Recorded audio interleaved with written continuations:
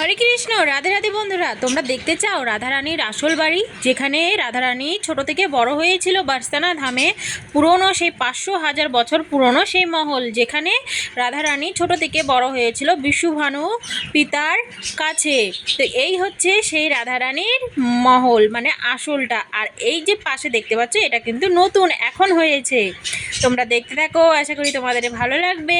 আর বারসানা ধাম থেকে তোমাদেরকে অনেক অনেক স্বাগত, অনেক অনেক ভালোবাসা। আজকে চলো রাধারানীদের মহলটাকে দর্শন করাই আর রাধারানীকে দর্শন করাই।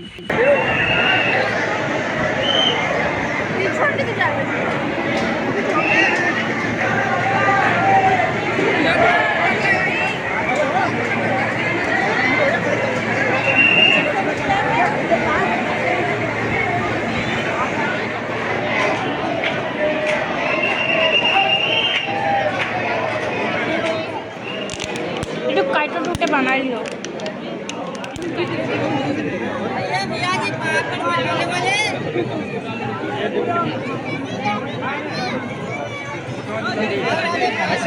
এইবার বলো তোমাদের কেমন লাগছে শ্রীমতী রাধারানীর বাড়ি দর্শন করে, সেই 500,000 বছর পুরনো।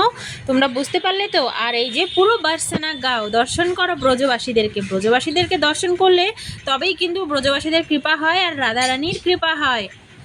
আর অনেকেরই মনে প্রশ্ন থাকে, লাডলিজির মহলে আসলে বারসানা ধামে লাডলিজির ওখানে লাডলিজি মহারাজ কেন লেখা থাকে? এই উত্তরটা যদি তোমাদের জানার ইচ্ছে থাকে তাহলে আমাকে কমেন্ট করে অবশ্যই জানিও, আমি তোমাদেরকে বলে দেব কেন মহারাজ লেখা থাকে।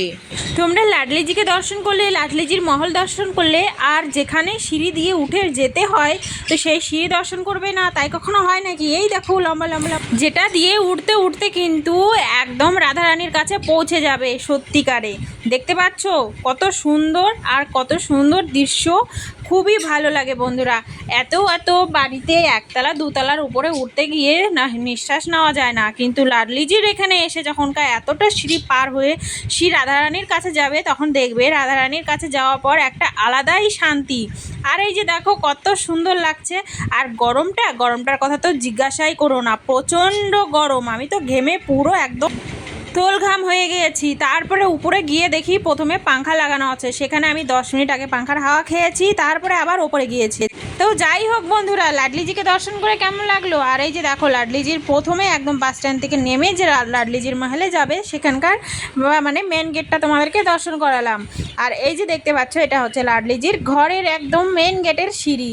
আর তারপরে ভিতরে প্রবেশ করে শ্রীমতী রাধারানীকে এই যে দর্শন করবে। খুবই সুন্দর দর্শন দিয়েছে আমাদের রাধারানী, আমাকে একদম কৃপা করেছে। এত সুন্দর দর্শন আমি এই প্রথম পেলাম। সামনের দিকেও গিয়ে আমি এতটাও সুন্দর দর্শন পাইনি। এর আগেও আমি 6-7 বার করে এসেছি শ্রী লাডলিজির কাছে। সবাই ভালো থাকবে, সুস্থ থাকবে। রাধে রাধে। আবার দেখা হচ্ছে নতুন একটা ভিডিওর সাথে।